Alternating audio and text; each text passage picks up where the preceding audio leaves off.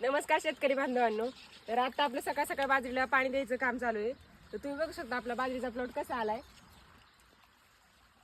तर आपण पाहू शकतो की आता आपला हा जो प्लॉट आहे तर तो फुलावऱ्यामध्ये आलेला आहे.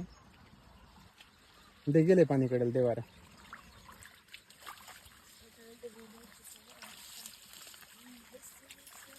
तर मित्रांनो, कोमलला आपण बाहेर देण्यासाठी ठेवलेलं आहे आणि आपण खाली पाणी आल्यावरती आपण सांगण्यासाठी आपण खाली थांबलेलो आहे. त्यामुळे आपण पाहू शकता की मी पूर्णपणे आता बाजरीवरती दैवर आहे, त्याच्यामुळे मी पूर्णपणे भिजलेलो आहे. आपण पाहू शकता. तर मित्रांनो, ही जी आपली बाजरीची जी व्हरायटी आहे तर ती पायनियर कंपनीची 86M94 ही व्हरायटी आहे. दरवर्षी आपण जी मैकोची 204 जे बियाणे असतात तर तीच दरवर्षी आपण बाजरी करायचो. पहिल्यांदाच आपण हा जो बाजरीचा प्लॉट आहे तर यावर्षी आपण या बियाणांचा केलेला आहे. तर पाहूया आता कशी येते.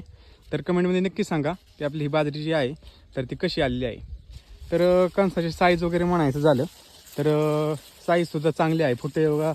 फुटे वगैरे जे आहेत ते सुद्धा चांगले आहेत. आपण पाहू शकता कणसाची साईजसुद्धा व्यवस्थित झालेली आहे. तर बघू शकता तुम्ही कणसाची आपली साईज पण बऱ्यापैकी मोठी झालेली आहे.